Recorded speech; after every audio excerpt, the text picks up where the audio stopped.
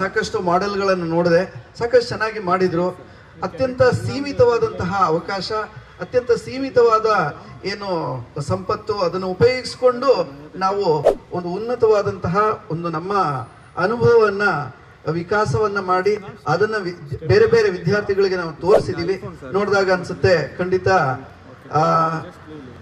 ವಿದ್ಯೆ ಅನ್ನೋದು ಯಾರ ಸ್ವತ್ತು ಕೂಡ ಅಲ್ಲ, ಅದನ್ನ ಯಾರು ಮಾಡ್ತಾರೋ ಅವರ ಸ್ವತ್ತದು. ಸೊ ಹಾಗಾಗಿ ಮಕ್ಕಳೇ, ಈ ಅವಕಾಶವನ್ನ ಬಳಸ್ಕೊಳ್ಳಿ, ನೀವು ಬೆಳೆಯಿರಿ, ದೇಶವನ್ನ ಬೆಳೆಸಿ. ಸೊ ಇದು ಭವಿಷ್ಯದಲ್ಲಿ ನಮ್ಮ ದೇಶ ವಿಶ್ವದಲ್ಲೇ ನಂಬರ್ 1 ಆಗೋದಕ್ಕೆ ಕಾರಣ ಆಗುತ್ತೆ. ಯಾವ ದೇಶ ತಂತ್ರಜ್ಞಾನಕ್ಕೆ ಮಹತ್ವವನ್ನು ಕೊಡುತ್ತೋ, ಈ ಸ್ಟೆಮ್ ಅಂತ ಏನ್ ಕರಿತೀವಲ್ಲ ಇದಕ್ಕೆ ಮಹತ್ವ ಕೊಡುತ್ತೋ, ಖಂಡಿತವಾಗಿ ಆ ದೇಶ ಅತ್ಯಂತ ಉನ್ನತ ಸ್ಥಿತಿಗೆ ತಲುಪುತ್ತೆ. ದೇಶದಲ್ಲೇ ಅತ್ಯಂತ ಉಚ್ಛ್ರಾಯವಾದಂತಹ ಒಂದು ಹೆಸರು ಪಡೆದಿರುವಂತಹ ನಗರ ನಮ್ಮ ಬೆಂಗಳೂರು. ಆ ಬೆಂಗಳೂರಿನಲ್ಲಿ ಇಂತಹ ಒಂದು ಕಾರ್ಯಕ್ರಮವನ್ನ ಮಾಡಿದ್ದೀವಿ. ಸೊ ನಾವೆಲ್ಲರೂ ಕೂಡ ಸೇರಿದ್ದೀವಿ, ತುಂಬಾ ಖುಷಿ ಆಗ್ತಾ ಇದೆ. ಹೋದ ಈ ಸ್ಟೆಮ್ ಫೇರ್ ಆಗೋದಕ್ಕಿಂತ ನಮ್ಮ ಶಾಲೆಗಳಲ್ಲಿ ಮಾಡಿದ್ವಲ್ಲ, ಆವಾಗ ನಮ್ಮ ಶಾಲೆಯಲ್ಲಿ ಒಂದು ರಾತ್ರಿ ಹೊತ್ತು ಸ್ಕೈ ವಾಚನ್ನು ಮಾಡಿದ್ವಿ, ಸ್ಟಾರ್ ಗೇಜ್ ಮಾಡಿದ್ವಿ. ಬಹಳಷ್ಟು ಮಕ್ಕಳಿಗೆ ಅದ್ಭುತ ಅಂತ ಅನಿಸಿತ್ತು.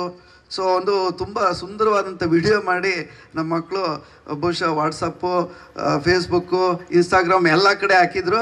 ಭಾಳ ಖುಷಿ ಅಂತ ಅನಿಸ್ತು. ಮೊದಲನೇದಾಗಿ ಅವ್ರು ನೋಡ್ತಾ ಇದ್ದಾರೆ ಶುಕ್ರ ಗ್ರಹವನ್ನು, ಅವರಿಗೆ ಅದೇನೋ ಚಂದ್ರನ ಥರ ಕಾಣಿಸ್ತಾ ಇತ್ತು.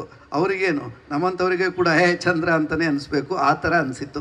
ಅಂಥ ಅದ್ಭುತವಾದಂಥ ಒಂದು ಕಾರ್ಯಕ್ರಮವನ್ನು ಇಲ್ಲಿ ಇನೋವೇಟಿವ್ ಸೈನ್ಸ್ ಪ್ರಮೋಷನ್ ಮತ್ತು ಫೌಂಡೇಶನ್ ಸೊಸೈಟಿಯವರು ಹಾಗೆ ಸಿಮೆನ್ಸ್ನವರು ಮಾಡ್ತಾ ಇದ್ದಾರೆ.